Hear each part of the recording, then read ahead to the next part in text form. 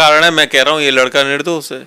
इस लड़की के साथ यहाँ कुछ भी नहीं हुआ, इस लड़के ने नहीं किया है, क्योंकि लड़के की ये कैपेसिटी नहीं कि 150 ml सीमेंस निकाल सके। जो आदमी 2 बार रेड लाइट एरिया में होके आ चुका, उसे क्या जरूरत थी कि एक डॉक्टर के कमरे में घुसे जा करके। फिर मुझे एक भी नेचुरल पर्सन बता दो, किसी भी डॉक्टर से पूछो, कोई आदमी सेक्सुअल इंटरकोर्स करने के कितनी देर बाद दोबारा इंटरकोर्स सेक्स करने के लिए उसे तो जांघों का भी सहारा चाहिए होता है भाई साहब। और अगर 90 डिग्री में पाम करेगा तो सेक्स कैसे कर पाएगा? दोनों हाथों से पाम को पकड़ेगा कि सेक्स करेगा? और वो भी 150 ग्राम। मजाक है? जो 400 एलिगेशन लगा दो, 2 मिनट में उधड़ के धर दूंगा सारे एलिगेशन इनके। और मजे की बात, लड़की चीखी भी नहीं, चिल्लाई भी नहीं। बहुत सही कर रहे हो।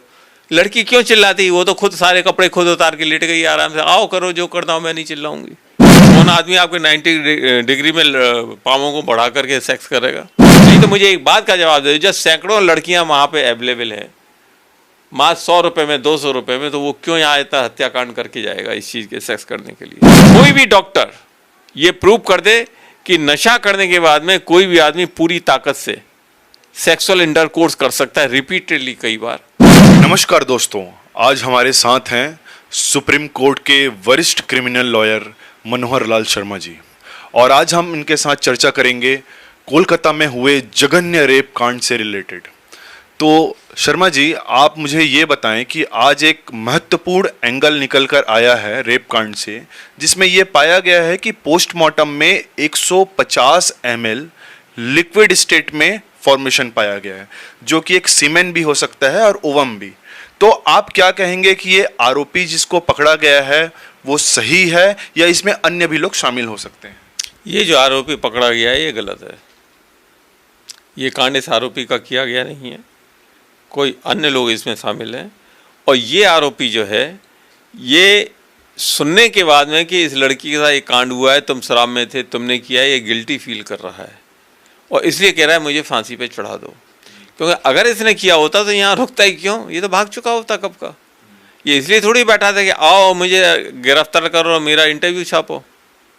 ये आरोपी नहीं है, आरोपी कुछ और लोग हैं। ये एक प्लान्ड गेम है जो कि ममता बनर्जी को बदनाम करने के लिए कलकत्ता में बनाया गया है। और आप हिस्ट्री देखिए, मैं नहीं कहता, पूरी हिस्ट्री कहती है, पिछले 100 साल में इस तरह का जघन्य रेप कांड आज तक कलकत्ता में तो नहीं हुआ, जो मेरी जानकारी है। फिर आज की तारीख में ऐसा क्यों हुआ? इसके पीछे एक कारण मुझे ये भी नजर आ रहा है, बीजेपी थक गई ममता बनर्जी को हराते हराते, नहीं हरा पाई। सारे कांड कर लिए, नहीं हरा पाई। और बीजेपी एक ही चीज़ जानती है, लेडीज इशू एक ऐसा सेंसिटिव इशू है, हर आदमी साथ में खड़ा हो जाता है, कोई विरोध करने को तैयार नहीं होता। जैसे दिल्ली केस में हुआ था, दिल्ली में लेडी केस को, लेडी रेप को, गैंग रेप को हल्ला मचा मचा के इतना तीव्र बना दिया था, सच्चाई जमीन में छुप चुकी थी। 5 लोगों को फांसी चढ़ा दिया गया और इनकी सत्ता आ गई। और यही गेम दोबारा कलकत्ता में खेला जा रहा है। आप इस पर एक पॉलिटिकल एंगल लेना चाह रहे हैं जो कि टीएमसी और भाजपा से जुड़ी हुई है, और पूरे देश में ये ट्रेंडिंग है कि निर्भया 2.0। तो आप इसे लॉ एंड ऑर्डर की विफलता मानते हैं, या आप ये मानते हैं कि एक पूरी पॉलिटिकल साजिश है? ये एक पॉलिटिकल षड्यंत्र है जो ममता बनर्जी को ध्वस्त करने के लिए, बर्बाद करने के लिए तैयार किया गया है। सर, आप कह रहे हैं कि पॉलिटिकल षड्यंत्र है, लेकिन जो आरोपी है वो खुद स्वीकार कर रहे हैं कि मैं गिल्टी हूं, मैं ही आरोपी हूं। वो यही इस बात का प्रमाण है, और यही एक वजह है कि मैं आज इंटरव्यू देने बैठा हूं और ये कह रहा हूं कि ये लड़का निर्दोष है।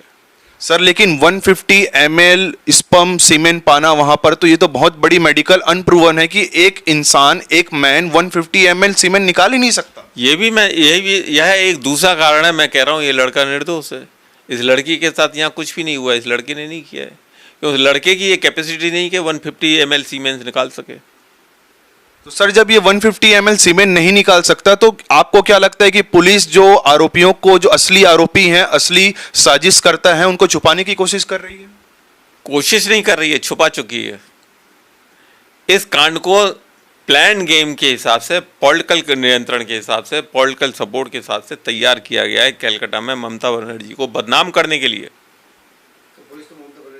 सर, आपका 4 दशकों का क्रिमिनल और नहीं, और सबसे बड़ी बात, अभी 3-4 दिन भी नहीं हुए। कितने दिन हुए इस कांड को?